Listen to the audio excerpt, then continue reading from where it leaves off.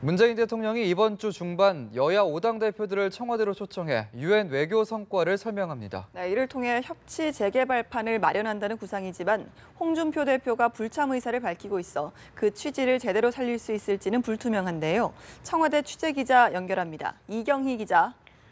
네, 문재인 대통령이 이번 주 중 여야 5당 대표를 청와대로 초청해 회동을 갖기로 하고 각 당과 일정을 조율 중입니다. 현재로선 수요일 27일이 유력하게 검토되고 있는데요. 한반도 안보 상황 등 초당적으로 협력해야 할 현안을 놓고 머리를 맞대야 할 필요성이 있다는 게 청와대의 설명입니다. 문 대통령은 여야 지도부 회동이 성사되면 김명수 대법원장 임명 동의안 처리에 감사의 뜻을 밝히면서 유엔 외교 성과 등을 공유할 것으로 보입니다.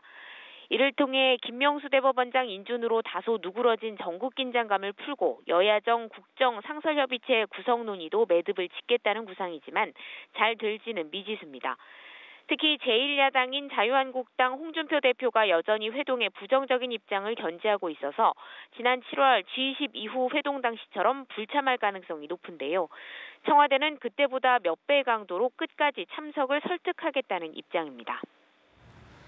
네, 청와대는 말폭탄 대결이 심화하고 있는 북미 간 상황에도 촉각을 곤두세우고 있는데요. 어제는 미사일 발사 등 북한의 도발이 없는 상황에서 이례적으로 대통령이 NSC를 직접 주재했죠.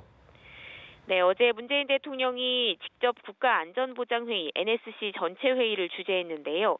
2시간 20분간 진행된 회의에는 이낙연 총리를 비롯해 통일 국방행자부 장관, 국가안보실장 등이 참석해 최근 한반도 안보 정세와 관련해 북한 주요 동향과 우리의 대응 방안을 점검한 것으로 전해졌습니다.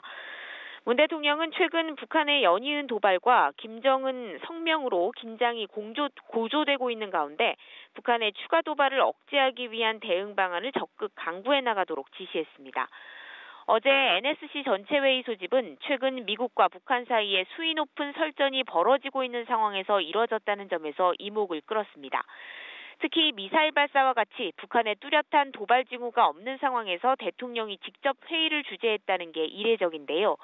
한반도 안보 상황을 둘러싼 긴장감이 급격히 고조됨에 따라 정세와 대비태세를 점검하고 국민 불안감을 완화하기 위한 차원으로 보이지만 한편으론 어제 북한 공해상에서 전격적으로 이루어진 미군의 독자 훈련이 고려된 것 아니냐는 해석도 나옵니다.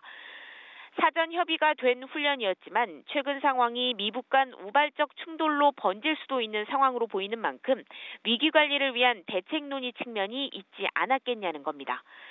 지금까지 청와대에서 전해드렸습니다.